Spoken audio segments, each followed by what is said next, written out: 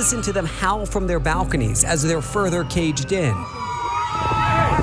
Some finding workarounds, buying their groceries through the added layer. Others desperately rattling locks, hoping to escape. Hell on earth. That is the worldview of Antichrist. No God, no countries, no freedom, just the screams under tyranny. That's what you get. And the question is, the thing that we ask on this show every time, because I believe it's my sacred obligation. I can't do much to change all of this stuff, but I can continue to ask this question. Where are the defenders of God's law? Where are they? Where are the defenders of the rights of God here on earth right now when things like Shanghai are happening? Where is the voice? Where is the moral authority speaking out against that? Where, in other words, is Francis, the Pope, the moral and spiritual recognized authority of the world? Where is he? Well, last week we showed you how he's over there planting trees in the Vatican. For some reason, God knows why, he's planting trees.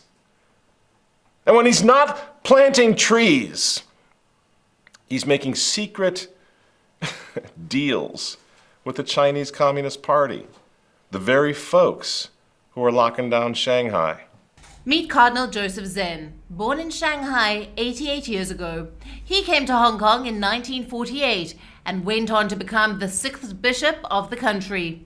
Now he has spoken out against the secret deal between China and the Vatican, saying the deal betrays the 12 million Chinese Catholic population. The Pope, who is very courageous to blame a certain government for the unjust activity of those government, never said any word to tell the Chinese government that they should improve their human rights record, etc. They should grant the real religious freedom. So that's very sad. Even people outside of the church, they say, why your Pope is not saying anything against what the China is doing? Oh, sorry, friends, but Pope Francis is the arch villain of the day. It isn't Gates. It's not Klaus Schwab. It's Francis, whatever and whoever this guy is. He is worse than Xi Jinping because he's the one whose job is to shine the light of truth on the Lumen Christi, on Christ. He's the one who's supposed to augment and amplify and project the voice of Christ. And instead he's planting trees. He's silencing the voice of Christ in the modern world. So yeah, he's the worst one. And unless we have a moral and spiritual authority that returns to this world, Shanghai is the future. But see, the Vatican doesn't even seem to have a problem with that. They're not saying anything about that right now. They're very worked up about COVID, but they're not worked up about the fact that people are being treated like animals over COVID. And COVID is being used. Pope Francis, as head of the Pontifical Academy of Social Sciences, famously said that communist China is what he calls the best implementer of Catholic social doctrine, friends. You know what? We have to say this. We have to look at what's going on here. And you people who are in the Catholic Church, conservative, you got to wake people up. We got to be done with Vatican II. Guys, look what's happening. If this isn't a coup at the highest level of your church, what would the said coup look like? How could it get any worse? The communist Chinese locking down the world, putting our brother Catholics, our brother and sister Catholics in the underground church in torment and terror for 50 years. And Francis comes out and throws them under the bus.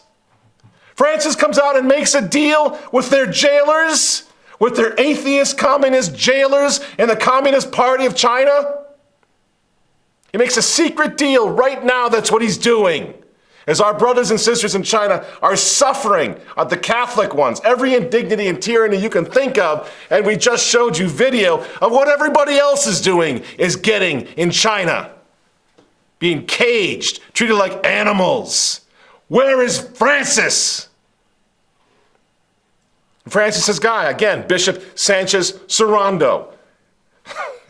said famously that China could be our model to respond to globalization, says Serrando, Francis's right-hand man. China, says Serrando, could be a model for the dignity and freedom of human beings. I kid you not, that's what he said just a couple years ago.